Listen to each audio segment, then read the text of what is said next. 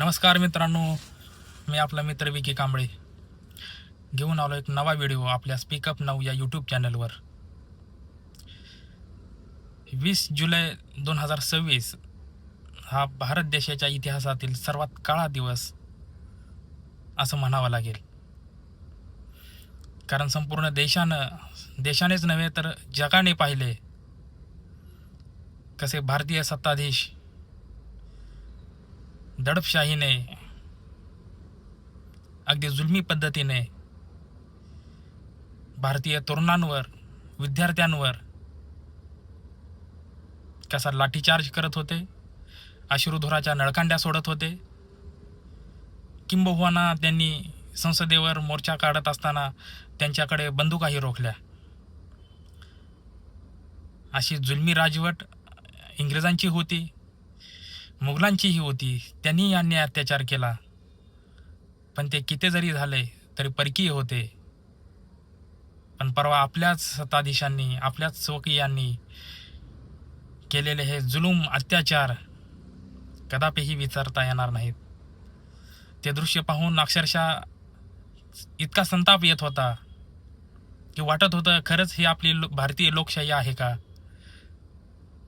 देश संविधानानुसार चालतो का? असे एक ना काही प्रश्न मनात चीड निर्माण करत होते. इतिहासात आपण पाहिलं असेल जनरल डायरने कसा अत्याचार केला होता. पण परवा देशाने पाहिलं की आपला PM जनरल कायर कसा संसदेच्या मागील बाजूने पळ काढत होता. लाज वाटली पाहिजे तुम्हाला सत्ताधारी म्हणताना. संविधानाच्या आणाभाका घेऊन तुम्ही सत्तेवर आलात, पण आज लोकशाही तुमच्या या जुलमी सत्तेने आज एकदम लाही झाली असेल, केविलवाणी झाली आहे, रक्ताळली आहे. याचं भान ठेवा. परवाचा संपूर्ण माहोल पाहता तरुणाई एवढ्या द्वेषाने आपली चीड व्यक्त करत होती, व्यवस्थेविरुद्धचा आक्रोश त्यांच्या त्या आंदोलनातून दिसत होता. पण सरकार हे किती निगरगट्ट आहे, गेंड्याची कातडी पांघरलेलं हे ठार भैर झालेलं हे सरकार यापूर्वी भारतीयांनी कधीही पाहिलं नसेल. 75ला आणीबाणी घोषित करून लादली गेली, पण हे सत्ताधारी अघोषित आणीबाणी राबवत आहेत, संविधान संपवत आहेत, लोकशाहीच्या चिंधड्या करत आहेत. पण एक लक्षात ठेवा, इतिहास साक्षी आहे, ज्या वेळेस सत्ताधाऱ्यांनी जुलूम अत्याचार केलाय त्या वेळेस जनतेने त्यांना चोख उत्तर दिलंय आणि सत्तेवरून खाली खेचलंय. लोकशाही व्यवस्थेमध्ये जनता ही सर्वोच्च असते हे तुम्ही कदाचित विसरला असाल, पण त्याचं भान आणून देणारा तो परवाचा मोर्चा होता. तुम्ही त्या मोर्चाला घाबरलात म्हणून तुमच्या पोलिसांकरवी तुम्ही तुमचे गुंडांकरवी त्या विद्यार्थ्यांवर आपल्या काय मागण्या आहेत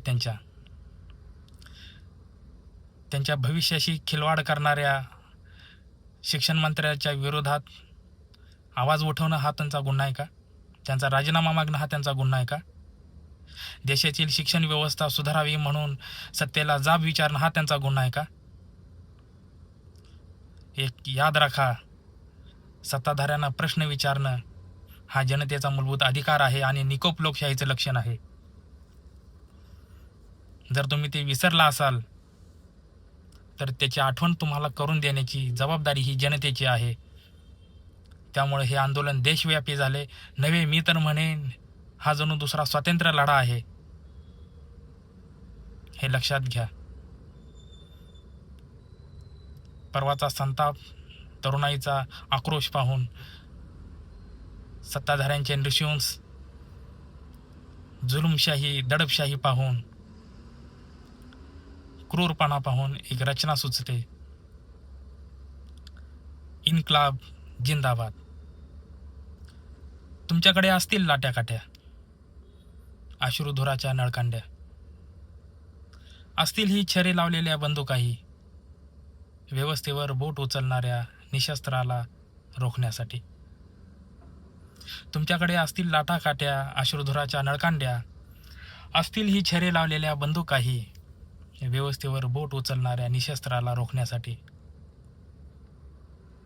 तुमच्याकडे असतील ही कणाशाभूत नसलेल्या आणि तुमच्या आदेशाच्या गुलाम असलेल्या यंत्रणासुद्धा,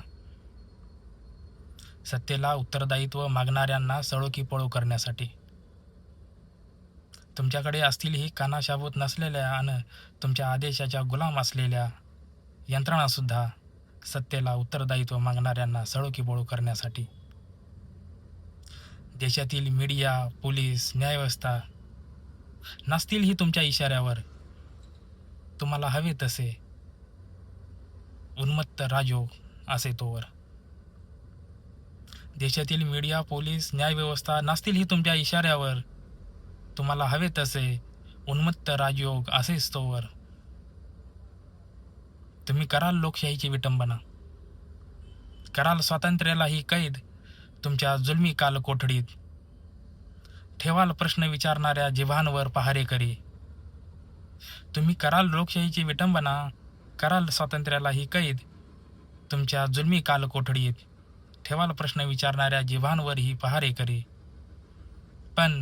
पण तुम्ही नाही घाबरवू शकत भयमुक्त इन्क्लाब जिंदाबादच्या ललकारीला, नाही हरवू शकत परिवर्तनाच्या जिद्दीला, आणि नाही झाकू शकत होऊ घातलेल्या नव्या क्रांतीच्या उजेडाला सुद्धा. पण नाही झाकू शकत होऊ घातलेल्या नव्या क्रांतीच्या उजेडाला सुद्धा. जय भीम, जय संविधान, जय लोकशाही. धन्यवाद.